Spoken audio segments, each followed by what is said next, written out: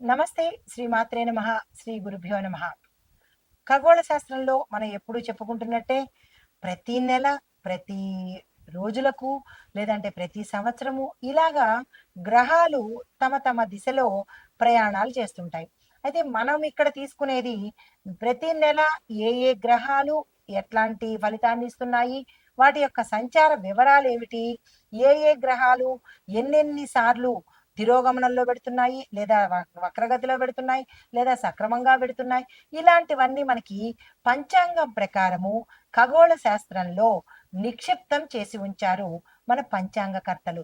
దాన్ని మనము ఇప్పుడు మాసానికి అనుగుణంగా, వారాలకి అనుగుణంగా మనం ఏం చేస్తూ ఉంటామంటే ప్రజలకు తెలియపరచడం కోసము ఈ గ్రహాల సంచారం వల్ల ఎట్లాంటి ఉపయోగాలుంటాయి, ఏమేమి పనులు చేసుకోవాలి, ఏమి పనులు చెయ్యకూడదు అనే విషయాలను మనము ఇప్పుడు ప్రస్తావించుకుందాము.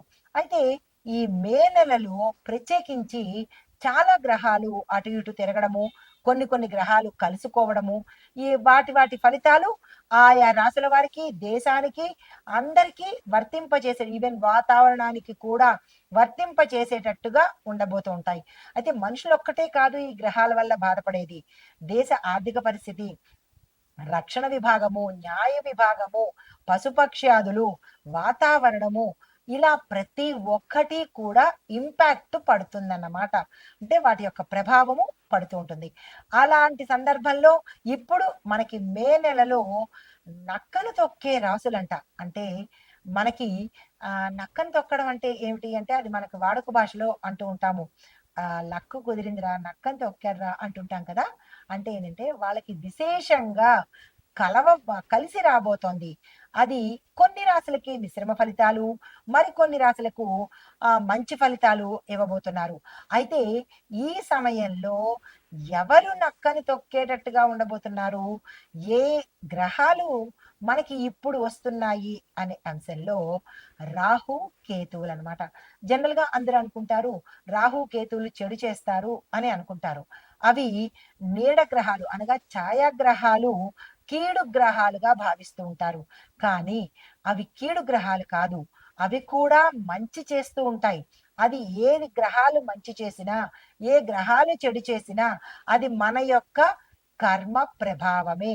గత జన్మలో కానీ, ఈ జన్మలో కానీ మనం చేసుకున్న పాప, పుణ్యము ప్రభావమే ఈ గ్రహాలు మనకి ఇస్తూ ఉంటాయి. ఫలితాలు ఇస్తూ ఉంటాయి. అంతేగాని అవేదో మన మీద కక్ష కట్టి చెయ్యవు. మనం ఏమి చేస్తామో అవి మాత్రమే ఇస్తాయన్నమాట.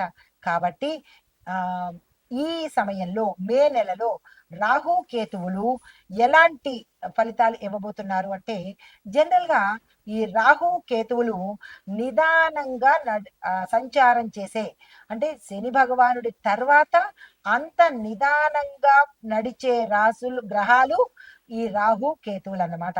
అయితే ఈ రాహు, కేతువులు ఈ మే నెలలో తమ రాశులను మార్చుకుంటాయి. ఇన్నాళ్ళు ఒక రాశిలో ఉంటే ఇప్పుడు అవి వేరే రాశిలోకి ప్రయాణం చేస్తూ ఉంటాయి. ఆ ప్రయాణ క్రమంలో ఎలాంటి ఫలితాలు ఇవ్వబోతున్నారు అనేది ఇప్పుడు మనం కూలంకషంగా తెలుసుకుందాము. అయితే మే 18 నుంచి మీనరాశిలోకి రాహువు అంటే రాహువు మే 18న మీనం నుంచి కుంభంలోకి అంటే వెనక్కి వెడుతున్నాడన్నమాట. కేతువు ఏం చేస్తున్నాడు? కన్యా రాశి నుంచి సింహరాశిలోకి ప్రయాణం చేస్తున్నాడు. అయితే ఈ ప్రయాణ ఫలితంగా మనకి ఎలాంటి పరిస్థితులు ఉండబోతున్నాయి? దీంతో పాటు ఏ ఏ రంగాల వాళ్లకు దేశ కాలమాన పరిస్థితులు ఎలా ఉండబోతున్నాయి అనేది ఇప్పుడు మీకు వివరంగా తెలియపరుస్తాను. అయితే ఈ ప్రభావము మనకు విద్యా విద్యా సంస్థల మీద అంటే విద్య మీద ఎలాంటి ప్రభావం చూపిస్తోందంటే దీని కారణంగా విద్యా వ్యవస్థ ఎక్కువగా ప్రభావితమయ్యి సాంకేతిక పరిజ్ఞానం మీద దృష్టి పెట్టేటట్టుగా ఉండబోతోంది. తరువాత ఉద్యోగ రంగం చూసినట్టయితే కనుక సాంకేతిక రంగాలలో ఎక్కువగా ఉద్యోగ అవకాశాలు పెరిగే దిశ కనబడుతోంది. ప్రభుత్వ రంగాలలో ఉద్యోగ నియామకాలు కూడా అంటే గవర్నమెంట్ జాబ్స్, ఇటు టెక్నికల్ గా జాబ్స్ ప్రైవేట్ పరంగాను, గవర్నమెంట్ పరంగాను ఉండబోతున్నాయి. ఇది చాలా మంచి విశేషము. దీంతో పాటుగా వ్యాపార సంస్థలకు ఎలా ఉండబోతోంది అంటే కనుక ఈ మార్పుల ఆధారితంగా వ్యవసాయానికి సంబంధించినటువంటి వ్యాపారాలు ఎవరైతే చేస్తున్నారో వారికి విశేషంగా అభివృద్ధి దిశలో ఉండబోతున్నారు. అయితే తర్వాత వ్యవసాయంగా చూసినట్టయితే ఈ రాహు కేతువుల యొక్క ప్రభావం వల్ల చిరుధాన్యాల సాగు చాలా బాగా ఉంటుంది. దీనితో పాటు సేంద్రియ వ్యవసాయం లాంటి పద్ధతులు ఉపయోగిస్తే కనుక విశేషమైన పంటలు పండి రైతులకు చేతి నిండా ధనము, చేతి నిండా పని ఉండేలాగా ఈ రాహు కేతువులు అందివ్వబోతున్నారు.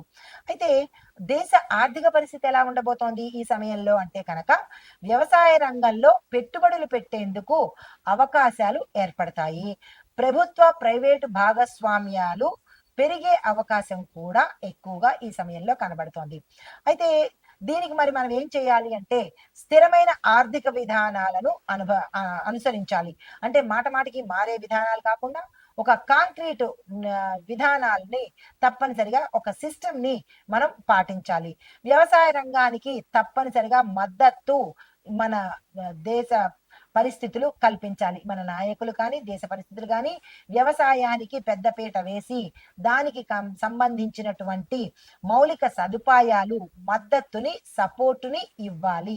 అయితే రక్షణ విభాగం చూసినట్టయితే కనుక సైనిక రంగంలో సాంకేతికత ఎక్కువగా డెవలప్ అవుతుంది.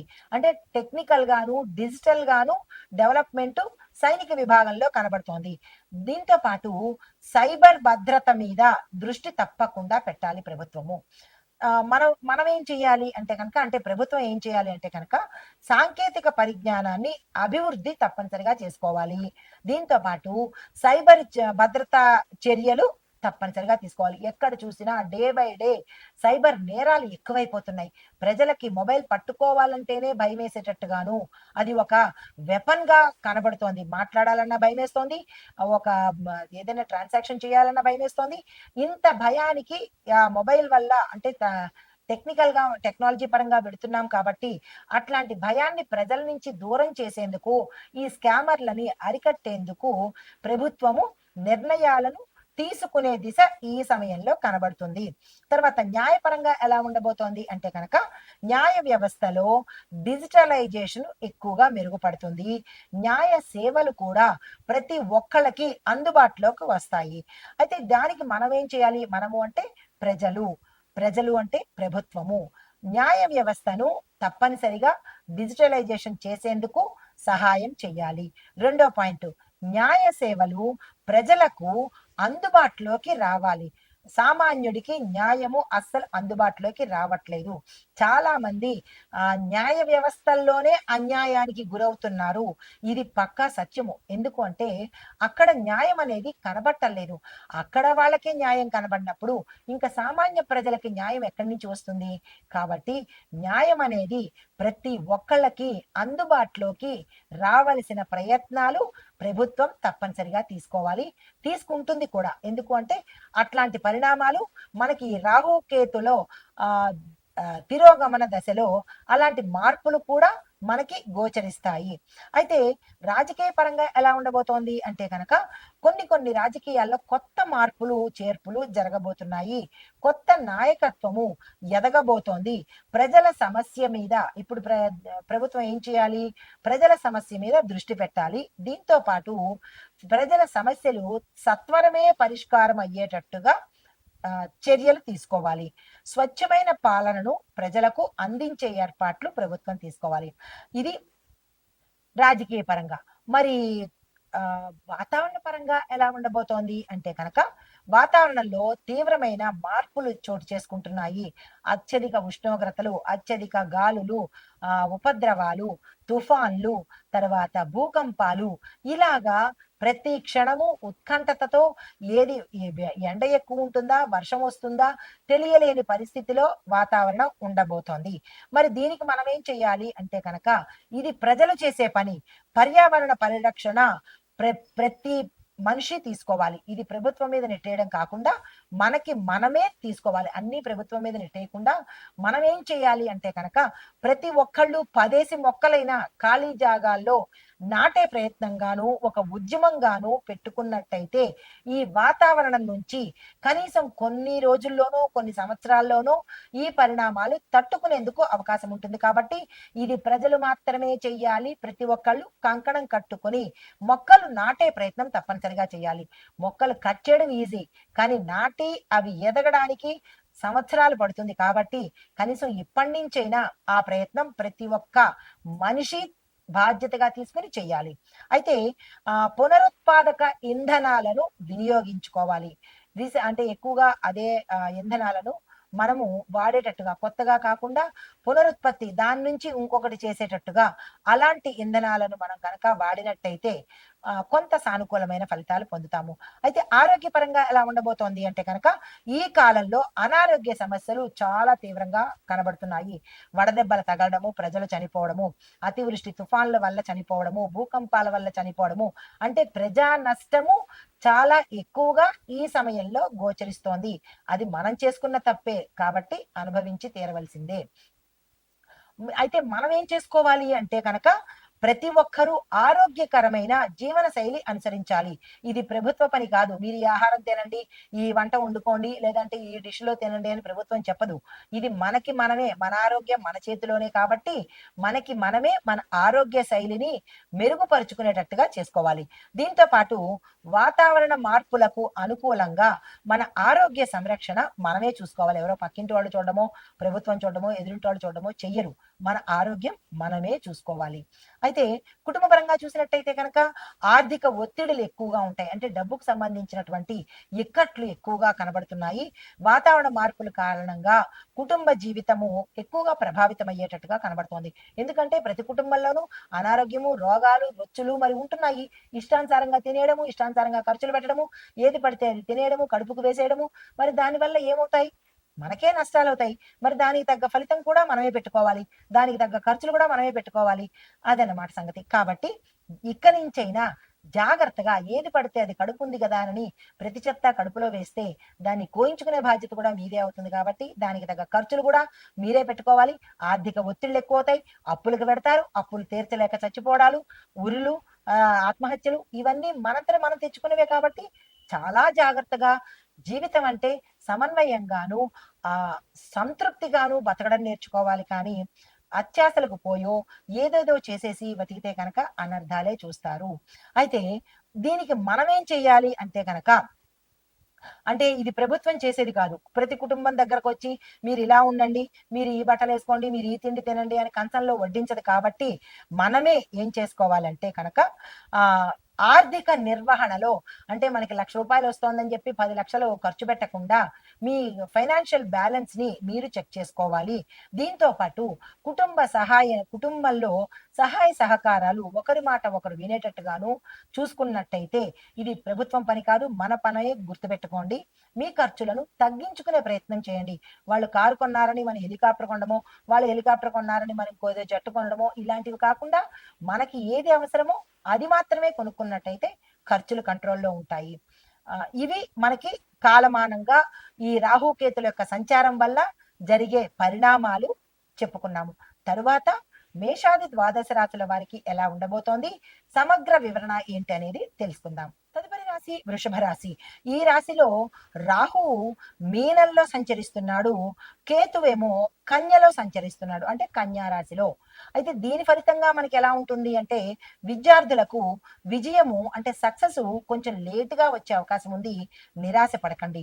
ఉద్యోగస్తులకు స్థాన చలనాలు, మార్పులు, అంటే మీ యొక్క రంగం నుంచి అన్ని రకాల మార్పులు, మిశ్రమ ఫలితాలు, అంటే మంచి మార్పులు, చెడు మార్పులు కూడా గోచరిస్తున్నాయి.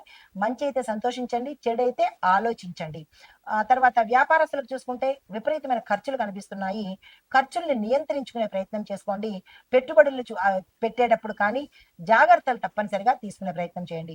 వ్యవసాయదారులకు చెప్పదగినది ఏంటంటే సేంద్రియ సాగు చేసినట్టయితే విశేషమైన ఫలితాలు పొందుతాయి. రసాయనానికి సంబంధించి పక్కన పెట్టేయండి. సేంద్రియానికి ఎక్కువగా ప్రాముఖ్యత ఇచ్చినట్టయితే మీకు పంటకి రెండిటికి మంచిది.